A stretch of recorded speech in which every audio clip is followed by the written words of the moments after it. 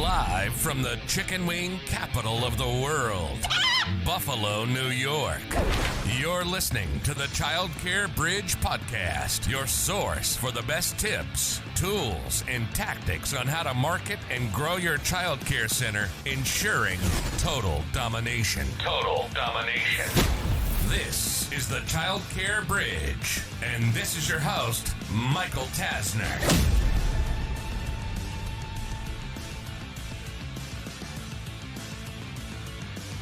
Hey there, and welcome to this week's episode of the Childcare Bridge. Today is part 3 of 4 of helping make sure that you dominate fall enrollment.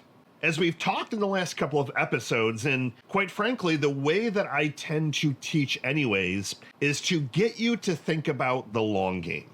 The challenge of only looking at the short game is that an enrollment doesn't just come in and pay you for 1 month. Now, some families might come in and not be a fit on either side, and they may leave. Some families are going to come and go because they're transient, they move. There are obviously exceptions to the rule. However, if you keep the fact in mind that families are going to stay between 20 and 30 months on average, and number 2, they're going to refer on average 3 other families. So if you start thinking about those numbers and putting it into this marketing math mentality, 1 enrollment, let's say $1,000 a month, it's not just worth $1,000. So a lot of center owners, they'll look at the math and say, okay, great, we're going to bring in 20 new enrollments, like we're already running pretty lean, but let's throw $2,000 at some additional marketing and try and bring in 20 enrollments. The challenge with that way of thinking is that it's not just bringing in $20,000 that month, it's $20,000 for at least 10 months. But if you're going off of the averages, 20 or 30 months. So the numbers get exponentially larger. And that's really what makes this fall enrollment time, the time right after New Year's, that first month of January, for example, and quite frankly, every enrollment, every opportunity during the year, that much more important. We have another division in our company that helps with and studies the financial side of childcare centers. And the margins are getting thinner and thinner and thinner. Now, there are a lot of ways to combat that, but the easiest way is to make sure that you have your center completely full with profitable enrollments. And you do that by continuing to market day in and day out. You have a steady marketing budget. You have steady marketing efforts that you might add some additional marketing during a couple of peak months, but you never pull back. You never go from, oh, we're throwing $3,000 a month in the quieter time, let's only do $1,000. You continue to do the $3,000 and then you add some additional resources during a couple of the really peak months. And I could argue the case that it should be at least a month or 2 before the peak month. So I would rather see you have a modest budget during the entire year and just continue marketing. This week, I wanted to talk about micro events. So the chances are pretty high that you have conducted in the past some type of open house. And that open house may have went over extremely successfully, or maybe it went over like a lead balloon.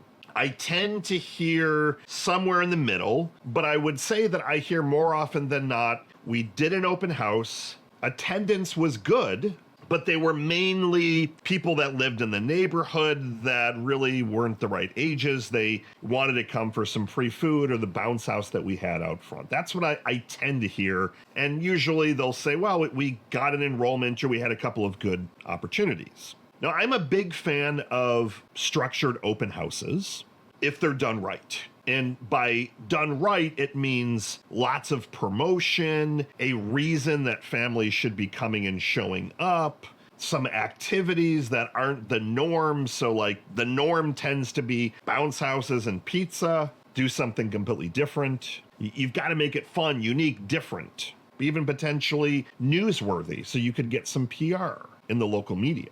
But I'm a bigger fan of what I like to call micro events. And these micro events are used in a lot of other industries. So I'll give you one that has absolutely nothing to do with childcare, and that would be LASIK eye surgery. You probably have heard the commercials, and the reason that you continue to hear them is because they work. Typically, I wouldn't say every week, but usually every other week or at least once a month.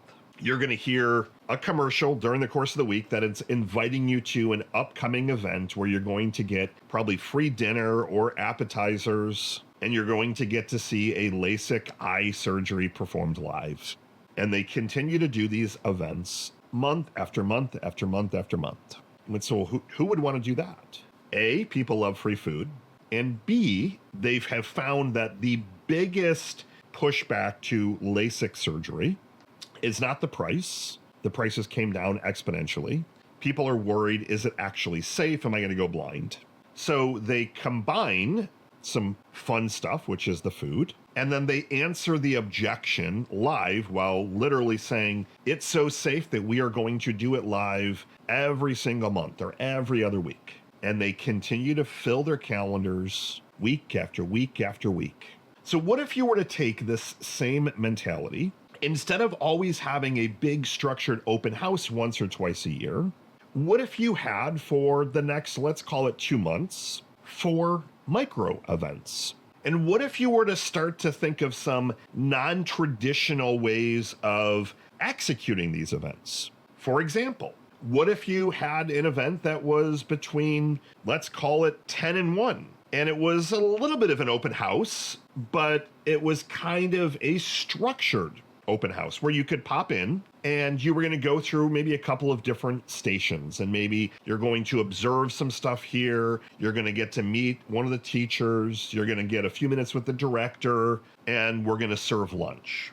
What if you did something similar a week or two thereafter and you played with the time?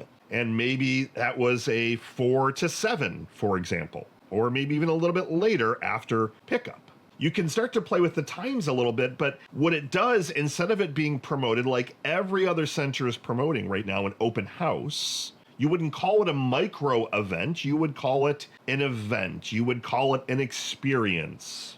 Come experience the ABC childcare difference. So if you start to look at all the really cool things that you're doing for your current enrollments and previous enrollments, you've had Donuts with Dad, for example. You've had Mother's Day tea. You've had art shows. You've had all these kind of fun things. What if you were to take a similar concept and you start to invite the quote unquote general public by way of your prospective families to events like that? Why couldn't you do a Donuts with Dad event for prospective families? You just haven't thought about it because it's quote unquote non-traditional. But if you've learned anything from listening to my podcast and the way that I teach you, my background is in guerrilla marketing, time, energy, imagination, outside the box ideas to produce better marketing results. You don't always need the biggest and the showiest open house. The issue with an open house, among others, is that there's a lot of people. Some people don't want that setting. They would rather be with 5, 8, maybe 10 on the high side families. That gives you an opportunity to actually get to know them, to actually spend some time with them, to answer some of their questions. But if you start to do it in a way that also includes some fun, they start to think of it more as an activity and an outing, and you're just kind of choreographing the experience. You are directing them with how you want that afternoon or that morning or that evening to go. And the beautiful thing is you can repeat this again 2, 3, 4, 5 times over the next couple of months so that you grab different families. They're going to be drawn to some of the certain events. You could do a micro event 4 weeks in a row with different times and different themes. You could call them all Come Experience, the fill in your center name difference. This one is going to be Donuts with Dad and Tea for Mom. This next one is going to be maybe something on the playground or outside. Maybe there's a family relay race or something. Maybe it's family trivia, but come up with some things that are fun. They incorporate food, but then they allow you to have that choreographed time so they can learn about your center, meet the key people, and hopefully move them to a decision a little bit faster. But these micro events are so much easier to execute because you're not having to plan for, are there going to be 20 people that show up at our open house, or are there going to be 150? And if it's not promoted as an open house, you tend to not get all of the community that just show up for free food. You get the people that are much more interested in actually attending your center, and you can invite all of your old prospects, anyone that's on the fence. Hey, which of these 4 events would you like to attend? They're all going to be a lot of fun. We've got 4 different restaurants that we're going to bring in catering for. Here are the fun activities. Which one of these works best for you that I can get you registered for? Because there's only going to be 5 other families at this particular event. And I'm using 5 as an arbitrary number. If you have multiple centers, multiple locations, you do the same thing at each location. Maybe you alternate the times, but you do the same event. Donuts with dad, tea with mom. Maybe you have that in the morning, and then maybe there's a brunch one that's at a different center. But you keep everything consistent. You just play with the times a little bit. So if they can't make that one, they want to come to this week. Well, this location that's only 8 minutes away, we're going to have it from 8 till 10 or 9 to 11 or whatever that timing is. Now, the other thing that I love about this, the icing on the cake, is that these micro events are great to do with a fellow strategic partner. So I've talked about the framework that we own and brand and teach called the Dream 100. And that's about having strategic partners, referral relationships, all of those great relationships that have similar audiences as yours. Well, you can partner with some of these other businesses to promote these micro events. Maybe instead of the micro event only being at your center, you have your staff, your director, et cetera, they're going to the dojo and you're promoting both businesses. And then the dojo agrees to send their families that are interested in martial arts to your event next week. So you can look at those relationships and see which ones make strategic sense that you could kind of cross promote. And maybe one week you're promoting yours, the other week you're promoting theirs, and you kind of go back and forth. You play a little bit of ping pong, but you end up getting more and more families interested. And it's a heck of a lot easier to promote an experience, an event, than it is for this martial arts studio to go and say, we have a relationship with ABC Childcare, you should go check them out. And then ABC Childcare does the same thing. You can go and get a week free. If you go to this particular martial arts studio, we highly endorse them. Here's why.